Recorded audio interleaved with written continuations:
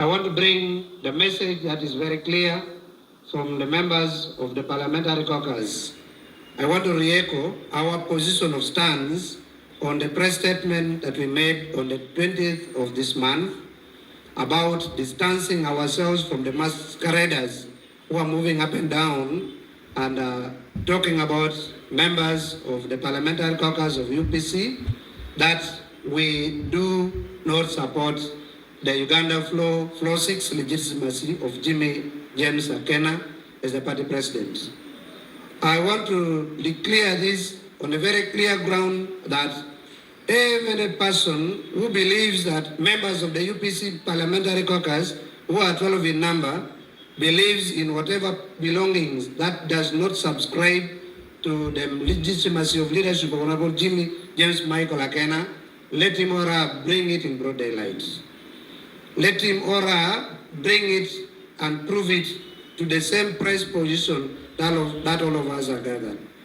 On several platforms and forums, we are hearing statements that are coming from people whom we don't believe, and I have never met some of them. Some of us could have not even talked to one another.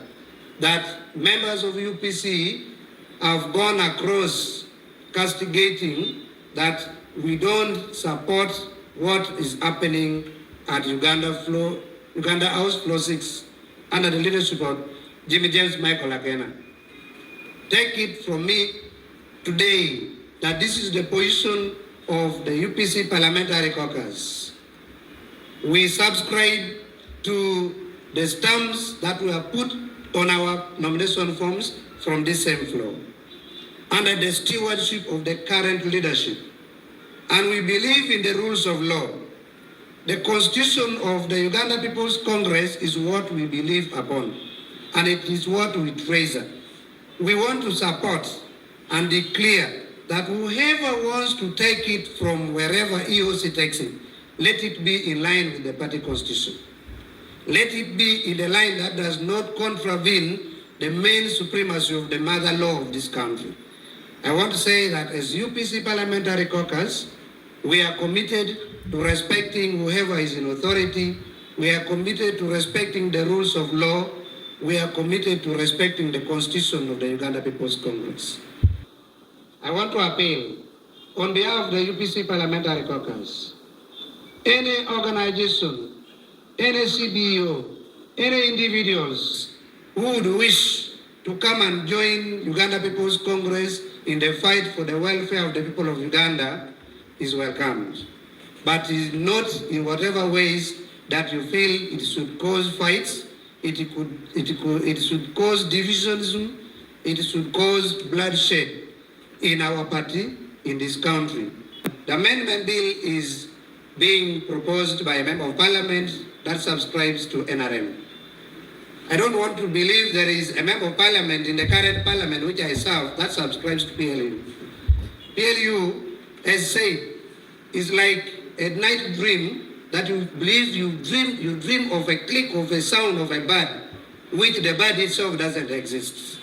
Unless you wake up in the morning and you find the feathers of the bird eaten by rats in the compound, that is when now you will believe that there was a bird that was making noise at night. So the member of parliament who is proposing the amendment is a member of parliament on NRM. So I want to say that as members of parliament, we are still waiting for the bill to come out. And we read through and see whether it can pass or not. But what I want all Ugandans to know is, if you could have followed yesterday from the parliamentary debate when we were paying tribute to the Honourable Member of Parliament, the late General Moses Ali, may his soul rest in peace. You really believe that in Uganda things are moving in the opposite direction. Even the people inside the house are not trusting the beds they're sleeping in. There was a senior minister who stood on the floor of parliament and declared that the current government is ending tomorrow.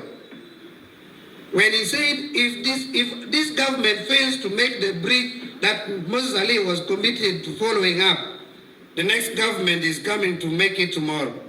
Now, if the person who is sharing the bed, the lady who is sharing with the same bed with the husband, is not believing that the husband can make her produce a child, then how do you trust that bed? Briefly, that is what I can add on.